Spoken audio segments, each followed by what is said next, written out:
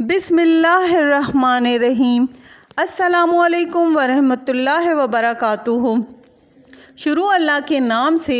جو بڑا مہربان نہایت رحم فرمانے والا ہے۔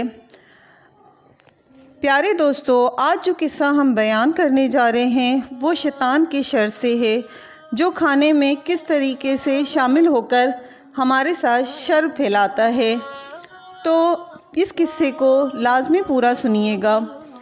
حضرت جابر رضی اللہ تعالیٰ عنہ سے روایت ہے کہ میں نے رسول اللہ صلی اللہ علیہ وآلہ وسلم کو یہ فرماتے ہوئے خود سنا کہ تمہارے ہر کام کے وقت، یہاں تک کہ کھانا کھانے کے وقت بھی، شیطان تم میں سے ہر ایک کے ساتھ رہتا ہے۔ لہٰذا جب کھانا کھاتے وقت کسی کے ہاتھ سے لقمہ گر جائے تو اسے چاہیے کہ اس کو صاف کر کے کھا لے اور شیطان کے لیے نہ چھوڑے۔ پھر جب کھانے سے فارغ ہو تو اپنی انگلیوں کو بھی چاٹ لے، کیونکہ وہ نہیں جانتا کہ کھانے کی کس جزو میں برکت ہے۔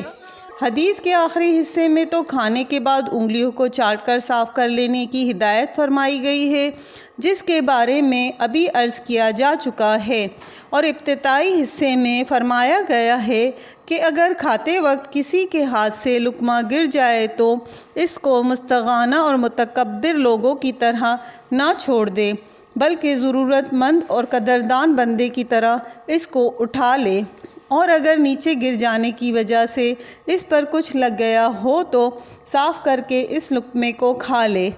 اس میں مزید یہ بھی فرمایا گیا ہے کہ کھانے کے وقت بھی شیطان ساتھ ہوتا ہے۔ اگر گرا ہوا لقمہ چھوڑ دیا جائے گا تو وہ شیطان کے حصے میں آئے گا۔ جیسا کہ عرض کی جا چکا ہے، فرشتے اور شیاطین اللہ کی وہ مخلوق ہے جو یقیناً اکثر اوقات میں ہمارے ساتھ رہتے ہیں، لیکن ہم ان کو نہیں دیکھ سکتے۔ رسول اللہ صلی اللہ علیہ وآلہ وسلم نے ان کے بارے میں جو کچھ بتلایا ہے، اللہ تعالیٰ کے بخشے ہوئے علم سے بتلایا ہے، اور وہ بالکل حق ہے، اور آپ کو بھی کبھی کبھی ان کا اس طرح مشاہدہ بھی ہوتا تھا جس طرح ہم اس دنیا کی مادی چیزوں کو دیکھتے ہیں،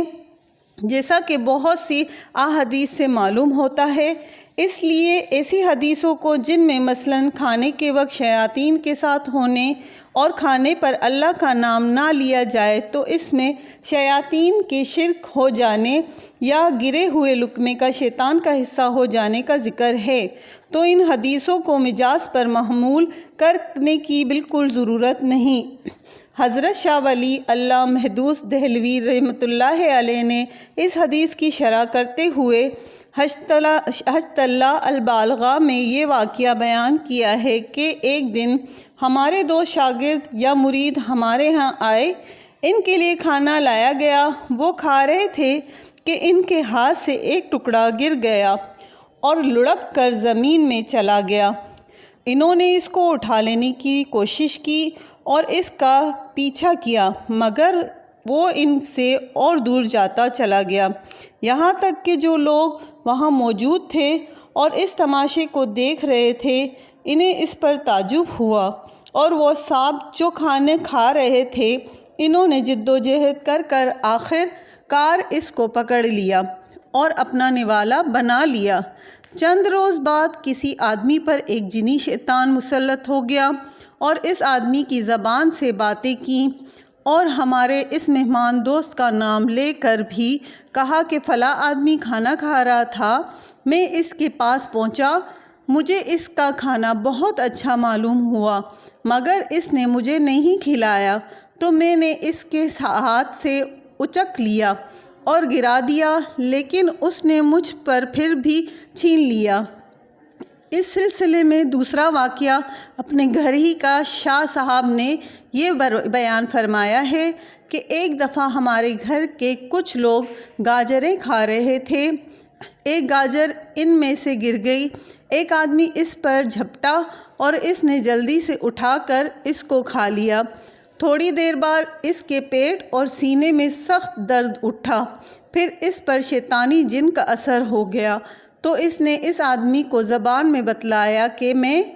اس آدمی نے میری گاجر اٹھا کر کھا لی تھی۔ یہ واقعات بیان فرمانے کے بعد شاہ صاحب رحمۃ اللہ علیہ نے لکھا ہے کہ اس طرح کے واقعات ہم نے بکثرت سنے ہیں اور ان سے ہمیں معلوم ہو گیا ہے کہ یہ حدیث جن میں کھانے پینے وغیرہ کے سلسلے میں شیاطین کی شرکت اور ان کے افعال و تصورات کا ذکر آیا ہے، مجاز کی تقبل سے نہیں ہے، وہی حقیقت ہے، واللہ عالم۔